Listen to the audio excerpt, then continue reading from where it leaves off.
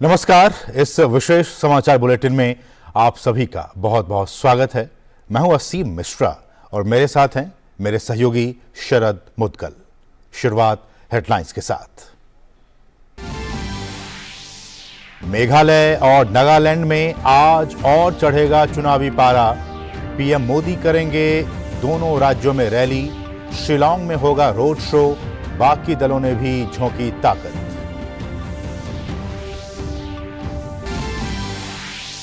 आज मध्य प्रदेश के सतना में होंगे गृह मंत्री अमित शाह। शबरी माता जयंती पर आयोजित कोल जनजाति के सम्मेलन में शामिल होंगे गृह मंत्री।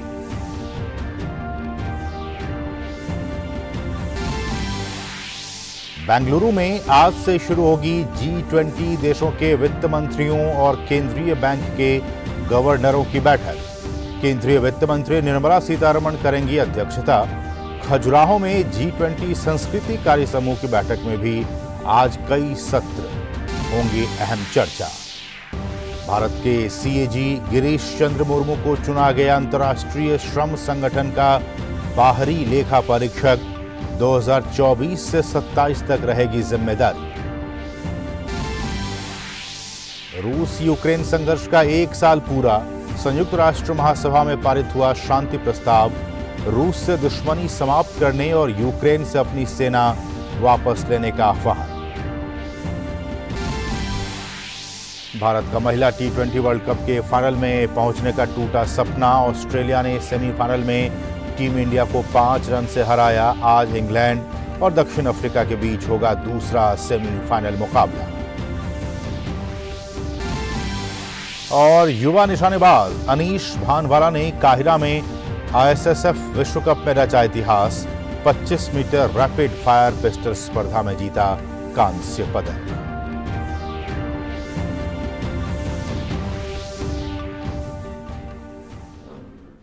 और अब सभी खबरें विस्तार से। मेघालय और नागालैंड में चुनाव प्रचार का आखिरी दौर चल रहा है। सभी राजनीतिक दल यहां जोर शोर से अपनी पार्टी और अपने प्रत्याशियों के लिए प्रचार में जुटे हुए हैं। लेकिन आज दोनों ही राज्यों में चुनावी पारा और चढ़ने वाला है, क्योंकि आज पीएम मोदी दोनों ही राज्यों में चुनावी रैली करने वाले हैं। लिहाजा दोनों ही राज्यों में सुरक्षा के पुख्ता इंतजामात किए गए हैं। पीएम मोदी सबसे पहले नागालैंड के दीमापुर में रैली करेंगे। इसके बाद मेघालय के शिलांग और तुरा में उनकी सभाएं होंगी। भाजपा उम्मीदवारों के समर्थन में शिलांग में एक रोड शो का भी आयोजन किया जाएगा। एनडीपीपी और बीजेपी ने नागालैंड में 2018 का चुनाव साथ लड़ा था और गठबंधन के सहयोगियों ने पिछले साल जुलाई में इसी समझ के साथ आगे बढ़ने का फैसला किया था।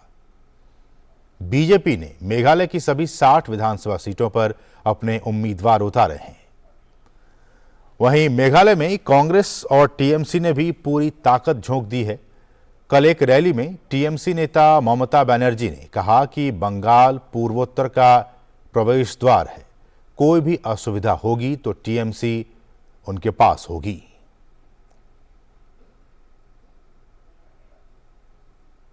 गृह और सहकारिता मंत्री अमित शाह आज मध्य प्रदेश में सतना जिले के दौरे पर होंगे। अमित शाह शबरी माता की जन्म जयंती मौके पर कोल जनजाति महाकुंभ के कार्यक्रम में शामिल होंगे और सतना में नवनिर्मित मेडिकल कॉलेज का उद्घाटन करेंगे। कोल जनजाति मध्य प्रदेश की तीसरी सबसे बड़ी अनुसूचित जनजाति है।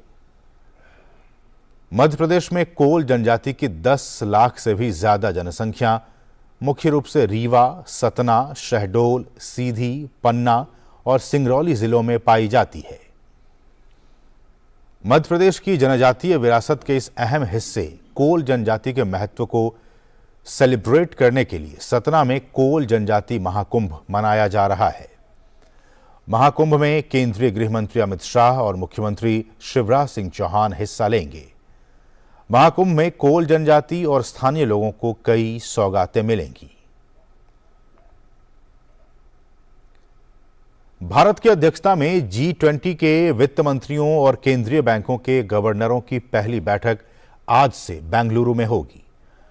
वित्त मंत्री निर्मला सीतारमण और आरबीआई के गवर्नर डॉक्टर शक्तिकांत दास संयुक्त रूप से इस बैठक की अध्यक्षता करेंगे।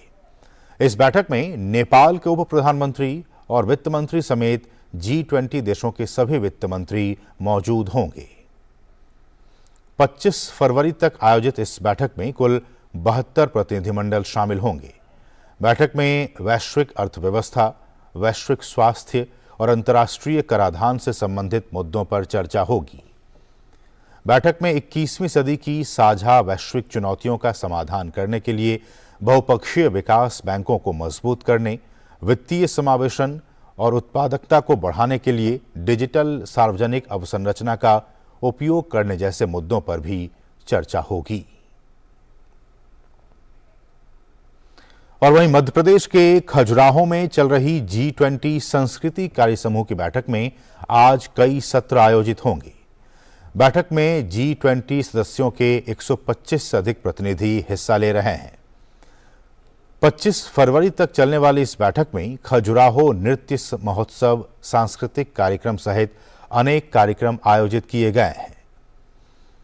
बैठक में G20 देशों के प्रतिनिधियों के बीच कई विषयों पर चर्चा शामिल है, जिसमें सांस्कृतिक संपदा का संरक्षण और बहाली, एक सतत भविष्य के लिए जीवित विरासत का दोहन, सांस्कृतिक और रचनात्मक उद्योगों का प्रचार और रचनात्मक अर्थव्यवस्था और संस्कृति के संरक्षण और संवर्धन के लिए डिजिटल तकनीकों का लाभ उठाना जैसे विषय शामिल हैं। और यहां रुकें एक छोटे से ब्रेक के लिए। आप देखते रहिए डीडी न्यूज। फूल वाला, केटरिंग वाला, बैंड वाला, ये लो भाई। बैंड बजेगी पापा, अगर गड़बड़ हुई तो गए पैसे। अरे नहीं रे, बैंक संभाल लेगा। कैसे? मैंने पॉजिटिव पे सिस्टम पे रजिस्टर किया है। बैंक को चेक्स और बेनिफिशियरीज की जानकारी दे दी है। बैंक चेक करेगा, जांच करेगा, डिटेल्स मैच नहीं तो क्लियरेंस नहीं। अच्छा, लाइए मुझे दीजिए। फोटो वाला, लाइट वाला, मंडप वाला। आरबीआई कहता है जानकार बनिए, सतर्क रहिए। बिल्कुल सही कह रहे हैं। कुछ अंतर्राष्ट्रीय खबरें। रूस यूक्रेन में चल रहा संघर्ष किस मोड़ पर जाकर खत्म होगा, अभी किसी के लिए कह पाना मुमकिन नहीं है। दोनों देशों के बीच युद्ध के आज 1 साल पूरे हो गए हैं। पिछले साल 24 फरवरी को इस जंग की शुरुआत हुई थी। 23 फरवरी 2022 तक यानी 23 फरवरी तक यूक्रेन के लगभग सभी इलाकों पर वहां की सरकार का नियंत्रण था। लेकिन 1 साल में रोज रोज की जंग ने दोनों देशों के हालात काफी खराब कर दिए हैं। लाखों जिंदगियां तबाह हो गई हैं। संयुक्त राष्ट्र महासभा ने यूक्रेन में व्यापक, न्याय संगत और स्थायी शांति तक पहुंचने की जरूरत पर प्रस्ताव पारित किया है। इसमें रूस से दुश्मनी खत्म करने और यूक्रेन से अपनी सेना वापस लेने का आह्वान किया गया है। 141 सदस्यों ने प्रस्ताव के पक्ष में मतदान किया, जबकि 7 सदस्यों ने इसका विरोध किया। भारत सहित 32 सदस्यों ने मतदान में हिस्सा नहीं लिया। भारत के स्थायी प्रतिनिधि रुचिरा कंबोज ने कहा कि भारत यूक्रेन की स्थिति को लेकर चिंतित है।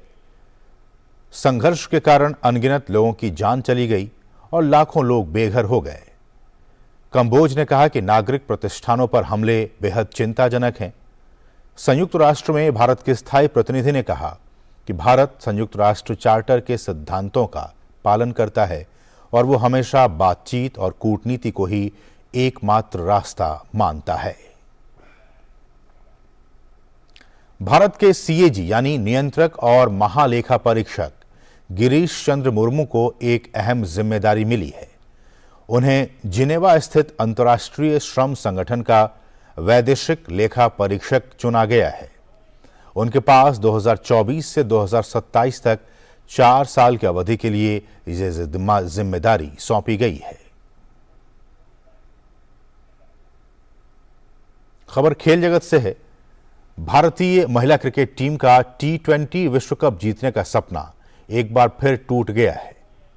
ऑस्ट्रेलिया ने सेमीफाइनल में भारत को 5 रन से हरा दिया। इस जीत के साथ ही ऑस्ट्रेलियाई टीम रिकॉर्ड लगातार 7वीं बार फाइनल में पहुंच गई है। टॉस जीतकर पहले बल्लेबाजी करते हुए ऑस्ट्रेलिया ने 4 विकेट गंवाकर 172 रन बनाए थे। भारतीय टीम की खराब फील्डिंग चर्चा का विषय रही। टीम इंडिया ने मैग लैनिंग और बेथ मुनी के आसान कैच छोड़ दिए।